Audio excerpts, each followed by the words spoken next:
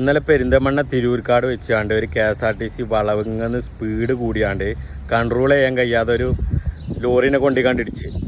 അതിൽ ആ ഡ്രൈവർ അടക്കം 3 സീറ്റിലുള്ള ആൾക്കാർക്ക് നല്ല പരിക്ക്. അതിലൊരാൾ മരണപ്പെട്ട്, 2 ആൾക്കാർക്ക് സീരിയസ് ആണ്, ബാക്കിയുള്ളവരൊക്കെ ഹോസ്പിറ്റലിലാണ്. ഇതിനെന്താണ് ഈ ഗണേഷ് കുമാറും ഈ MVയുടെ ഒക്കെ ഏത് തന്തൻ്റെ തലയിൽ പോയി കിടക്കുകയാണ്? ഈ KSRTCക്ക് ഈ എല്ലാ വണ്ടിക്കും സ്പീഡിലൊരു ലിമിറ്റില്ലേ? ഈ വളവിങ്ങന്ന് എത്ര സ്പീഡ് പോകണം എന്നുള്ളത് ഇവർക്ക് അറിയില്ലേ? നിങ്ങൾ ഈ ഗണേഷ് കുമാറൊക്കെ ഈ ന്യൂസിൻ്റെ അടിയിലൊക്കെ കയറി ചെന്നിട്ട് കുറേ സംസാരിക്കണ്ടല്ലോ. ഈ MVയുടെ ഒക്കെ പാവപ്പെട്ട ആൾക്കാരെ കീസിൽ നിന്ന് കുറേ പൈസ എടുക്കണ്ടല്ലോ ഓരോ കാരണങ്ങൾ പറഞ്ഞാണ്ട്. നിങ്ങൾക്ക് എന്താണ് ഈ KSRTC ബസ്സിലൊരു ട്രാക്കർ ഫിക്സ് ചെയ്തൂടെ? എന്നിട്ടൊരു സ്പീഡ് ലിമിറ്റ് കൺട്രോൾ ചെയ്തിട്ട് അതിൻ്റെ അപ്പുറത്തേക്ക് പോകുകയാണെന്നുണ്ടെങ്കിൽ ഇവർക്ക് വില ശമ്പളത്തിൽ നിന്ന് ഫൈൻ ഈടാക്കി കഴിഞ്ഞാൽ അതിന് ശേഷം പിന്നെ ഒരിക്കലും ഈ ഡ്രൈവർമാരിങ്ങനെ ചെയ്യില്ല. നിങ്ങളെന്താ ഇങ്ങനത്തെ നിയമങ്ങളൊന്നും കൊണ്ടുവരാത്തത്?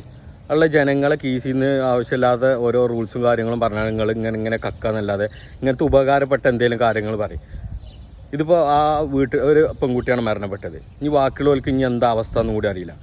നിങ്ങൾ ഈ KSRTCക്ക് നിങ്ങൾ ഇൻഷുറൻസ് കാര്യങ്ങളുണ്ട് എന്ന് പറഞ്ഞാണ്ട് എന്തോ ഗ്രൂപ്പ് ഇൻഷുറൻസ് പറയുന്നുണ്ട്. എന്നിട്ട് ഈ ഇൻഷുറൻസ് ഇപ്പം ഈ അപകടം പറ്റിയ ആൾക്കാർക്ക് നിങ്ങളെ കൊണ്ട് എടുക്കാൻ കഴിയൂല. കാരണം എന്താണ്?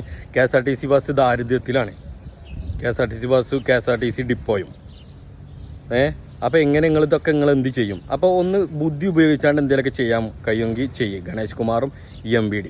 ഓക്കെ.